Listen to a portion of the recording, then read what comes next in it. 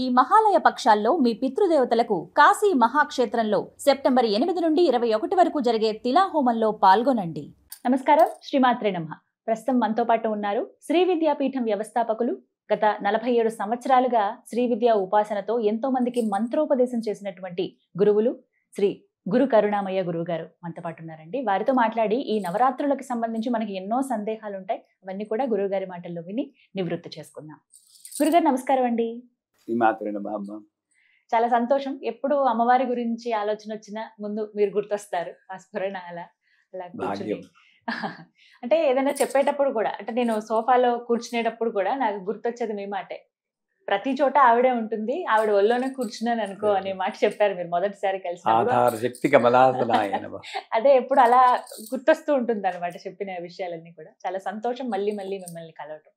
గురుగారు, చాలా సందేహాలండి. ఇందులో భాగంగా నవరాత్రుల్లో ప్రతినిత్యం పారాయణంలో భాగంగా లలితా సహస్రనామ పారాయణ చేస్తూ ఉంటారు. కొంతమంది ఏమో అష్టోత్తరం చదువుతామండి మేము, మాకు ఇది బాగా రోజు అలవాటు అంటారు. అసలు ఈ నవరాత్రుల్లో ఏవి శ్రేష్టం అని చెప్తారు? అష్టోత్తరం చదువుకుంటే మంచిదా, లలితా సహస్రనామం చదువుకోవాలా? మీరు సింపుల్ గా మీకు అర్థం అవడానికి చెప్తా. 2 పెళ్లిళ్ళకి వెళ్ళారండి. ఓ పెళ్లిలో 82 కోర్సుల మీల్ పెడతారు, భోజనం 82 రకాల పదార్థాలు. రెండో పెళ్లిలో పాపం ఇచ్చుకోలేని వాడు పప్పు, గుత్తొంకాయ కూర, కందా బత్తలి, చిన్న చిన్న కూరలు చేసి పెట్టారు. ఇది చాలా రుచిగా ఉంది, అది ఒక్కటి సరిగ్గా లేదు, శ్రద్ధతో చేయలేదు. ఏది నచ్చుతుంది మీకు? ఇదా 82 కోర్సుల మీద 2 కూరలు చేసి రుచిగా కమ్మగా ఉన్నది ఒక్క కూరైనా చాలు అది. సో భక్తితో చేస్తే నీకు ఒక్క నామం చదివినా చాలు. అక్కడ తీసుకొస్తున్నాం టాపిక్ని. అందుకే లలితా సహస్రనామ పరిస్థితిలో ఈ నామాల్లో 1000 నామాల్లో ఒక్క నామం యొక్క ఫలితం చెప్పడానికి సాక్షాత్తు పరమశివునికి కూడా సాధ్యం కాదు. అంటే మనం ఏమనుకుంటాం, చాలా పవర్ఫుల్ అని. నామం ఫలితం అంటే ఎప్పుడు వస్తుంది? నామం ఫలితం శ్రీమాత అనగానే నీకేమన్నా అర్థం అవ్వాలి? ఆవిడ తల్లి. నన్ను పాలు దాక్కుండా పడుకుంటే లేపి పాలు పట్టిన తల్లి ఆవిడ. అదే నాకు జ్వరం వచ్చినప్పుడు అరిచి గీ పెట్టిన అన్నం పెట్టని తల్లి ఆవిడ. నాకు ఏది కావాలో నన్ను అడగకుండా ఇచ్చి తల్లి, అక్కర్లేకపోతే అరిచి గీ పెట్టినా ఇవ్వని తల్లి. కానీ ఆవిడ తల్లి. నేను నాది అనుకునే జరగకపోతే అది తల్లి కాదు అని అనుకుంటున్నాను కదా, అది తప్పు అని నాకు అర్థం అవ్వాలి.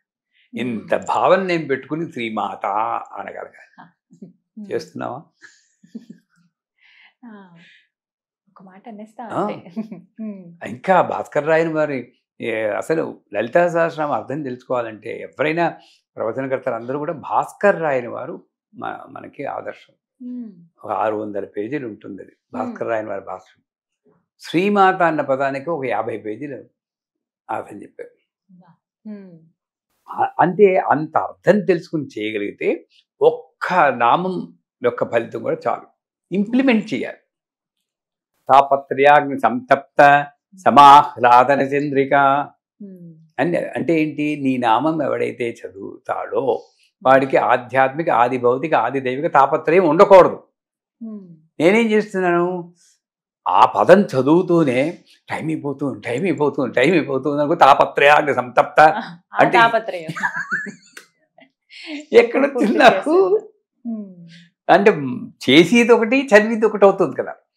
అంచేత నెంబర్ 1 అది. ఇంకోటి ఏంటంటే ద్వాదశైతాన్ నామాని ఎప్పతృణ్యాదపి అని 12 నామాలని చెప్తారు. 12 ఉండొచ్చు, 300 ఉండొచ్చు, 100, 108 ఉండొచ్చు, సహస్రం ఉండొచ్చు. ఏదైనా సరే కావలసింది భక్తి, శ్రద్ధ, ప్రతిఫలాపేక్ష లేకుండా చేయడం, దాని మీదే దృష్టి ఉంచడం. ఇలా కానీ చదవగలిగితే, అసలు నన్ను అడిగితే నవరాత్రుల్లో ఒక్క నామం చెప్పినా కూడా ఆ నవరాత్రుల్లో ఉన్న శక్తి వల్ల ఎంతమంది దేవతలు ఉంటారని. ప్రథమం శైలపుత్రీతి, ద్వితీయం బ్రహ్మచారిణీం, తృతీయం నవదుర్గలు వస్తారు కదండి. ఆ టైంలో ఒక్కొక్కళ్ళు ఒక్కొక్క పేరుతో పిలుచుకుంటారు.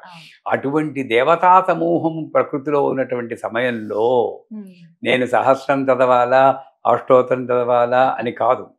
నేను ఎంత శ్రద్ధగా ఒక ఎసెన్స్, హోమియోపతి మెడిసిన్ టించర్ ఉంటుంది, మదర్ టించర్ లాగా అంత ఎసెన్స్ తోటి నేను చదవగలిగితే నువ్వు ఏది చదివినా పర్వాలేదు. అష్టోత్తరం కాదు, 12 నామాలు చదివినా పర్వాలేదు.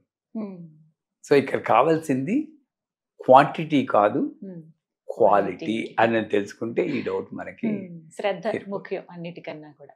చాలా మంది ఏంటంటే దీక్ష తీసుకున్నప్పుడు లేకపోతే ఈ 9 రోజుల పాటు ఈ దసరా వరకు కూడా సమయాన్ని ఎంచుకుంటారు. ఉదయం, మధ్యాహ్నం, సాయంత్రం అని. ఏ సమయంలో పఠిస్తే మంచిది అంటారు? అది ఒక్క నామమే కావచ్చు, జపంలాగా కావచ్చు, సహస్రమే కావచ్చు, ఏవైనా కానీ.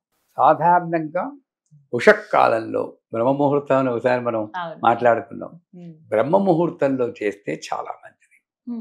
అలాగే సంధ్యా సమయంలో చేస్తేనూ మంచిది. ఎందుకంటే ఈ 2 సమయాల్లోనూ మనసు కొంచెం ప్రశాంతంగా ఉండడానికి ఆస్కారం. ఉషకాలం డెఫినెట్గా ప్రశాంతంగా ఉంటుంది.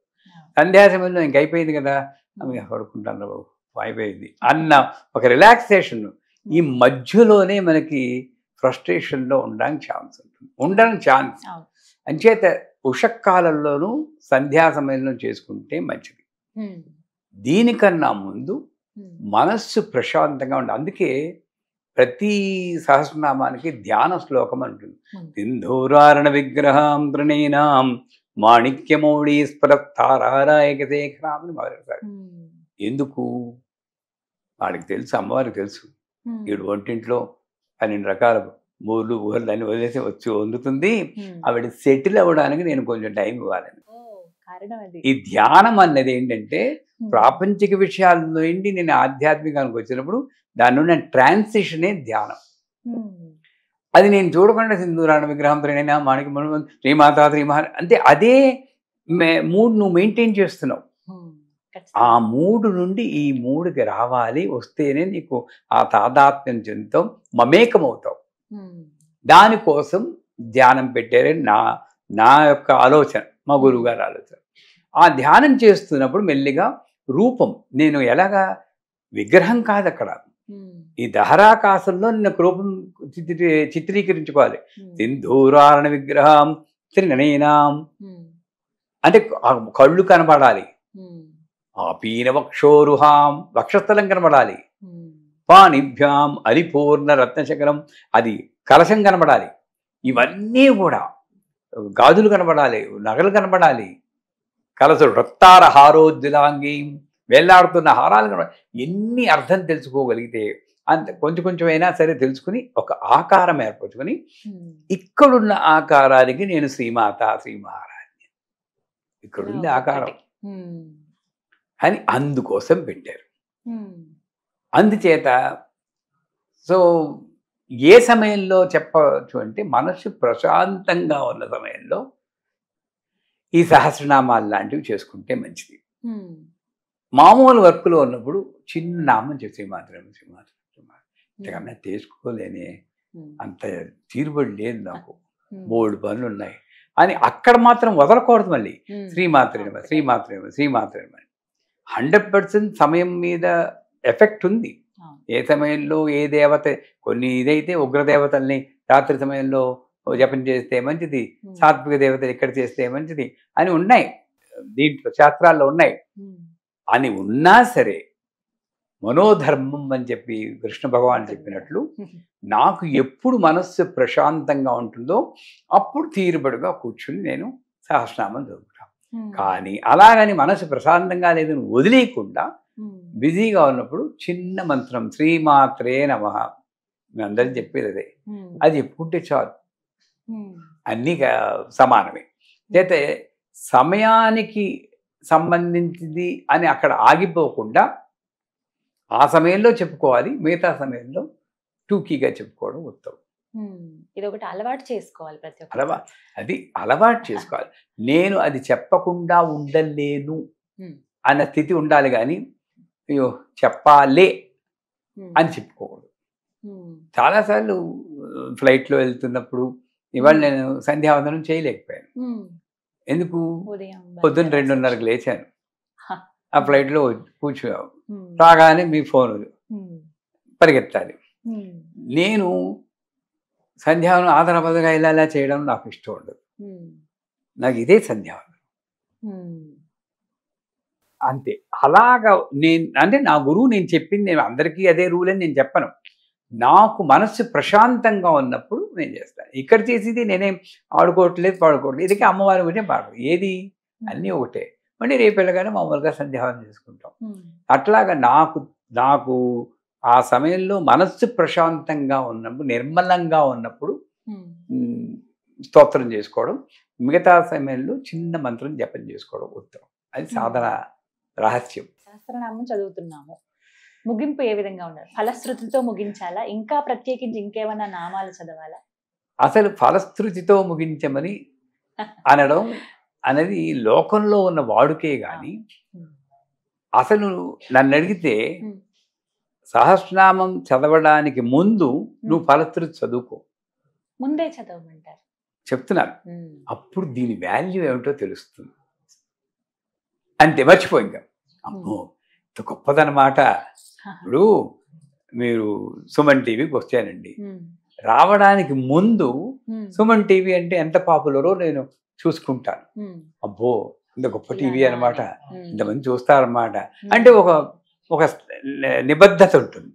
అంచేత ఫలశ్రుతి నేను ముందు చదివానంటే అంతే, ఒక్కసారే చదవాలి. దాని మీద అందుకోసమే పెట్టారు. అంతేగాని ఫలశ్రుతి లేకపోతే నీకు ఫలితం రాదు, ఇవన్నీ మధ్య మధ్యలో వాళ్ళు చెప్పింది, అది వేరే విషయం. నేను దాని గురించి కమెంట్ చేయను. లాజికల్గా కుర్రగాళ్ళు ఆలోచించండి. అది చదివినంలో ఏమొస్తుందో ఒకసారి చదువుకుంటారు. చాలా బ్రహ్మ విష్ణు మహేశ్వరులు కూడా చెప్పలేదు. నా అదృష్టం అంతే, మర్చిపోవడం. ప్రతిసారి దాన్ని చెప్పడం. చివర్లో శ్రీ శివ శివశక్తి రూపిణి లలితాంబిక అంతే, అదే ఎండింగ్. లలిత తర్వాత ఇంకెవరు ఉన్నారమ్మా ఎండ్ చేయడానికి? ప్రారంభం ఆవిడే, ముగింపు ఆవిడే. శ్రీమాత ఆవిడ, లలిత అంబిక ఆవిడ. ఆవిడ గొప్పతనం అదే. మీరు నేను కలిసామంటే hi I'm Anjali, sorry I'm Geetanjali, glad to meet you అంటారు. ముందు పేరు చెప్పేశారు. ఆవిడ మరి గొప్ప కదా, యునిక్ కదా. ఆవిడ పేరు చెప్పలేదు. ఐఎమ్ శ్రీమాత. నా క్యారెక్టర్ చెప్పుకున్నాను, నా గుణం చెప్పుకున్నాను. చివర్లో ముగింపు లలిత, అది ముగింపు అంటే. అంచేత ముగింపుకి ఫలశ్రుతి ఉండాలని నా దీంట్లో సాధనలో నేను ఎప్పుడు ఫలశ్రుతి చదవలేదు. ఒక్కసారి మీలాంటి వాళ్ళకి చెప్పడం కోసం ఇందాక చెప్పినప్పుడు ఒక్క నామం చెప్పడానికి కూడా శివుడికి అందుకొని చదివేనేమో. కానీ ఈ గంధంతో చేస్తే ఇది వస్తుంది, పుష్పంతో చేస్తే ఇది వస్తుంది, బిల్వపత్రాలతో చేస్తే ఇది వస్తుంది చదివి విరుక్కున్నాను. నేను ఎప్పుడు కూడా దానికోసం చేస్తే ఇది వస్తుంది ఈ జన్మలో నేను చేయలేదు. నాకు ఆనందం కోసం చేశాను అంతే. అంచేత ముగింపు అనేది వెళ్తే నవరాత్రుల్లో ఏ రోజుకి ఆ రోజు బట్టి, ఇప్పుడు ఉదాహరణకి బాల అష్టోత్తరం చదువుకుని లలితా సహస్రనామం చదువుకోవటం, మళ్ళీ సరస్వతిదేవి అష్టోత్తరం చదువుకొని లలితా సహస్రనామం, ఇలా నవరాత్రులు ఎందుకంటే నవరాత్రుల్లో ఆవిడ ఆ రూపంలో విశిష్టంగా కనబడుతుంది కాబట్టి అక్కడ కూడా బాల వేరు లలిత వేరు, అన్నపూర్ణ వేరు లలిత వేరు అనుకోకూడదు. అమ్మ నువ్వే ఈ బాలగా వచ్చావు, నిన్ను ఈ నామాలతో స్థుతిస్తున్నాను, కానీ జనరల్గా ఉన్న నామాలు నాకు అలవాటు అయిపోయి అది మానుకోలేను అని అలా చదువుకోవాలి. అలాగే ఏ రోజు మేము అదే చేస్తాం, బాలాష్టోత్తరం అన్నపూర్ణాష్టోత్తరం చదువు, అలా చదువుకున్నా పర్వాలేదు. ఇలా ప్రక్రియగా పెట్టుకొని ఈ 10 రోజులు చదివితే ఖచ్చితంగా అమ్మ వెంటే ఉంటుంది. తప్పకుండా. చాలా సంతోషం అండి. శ్రీమాత్రి.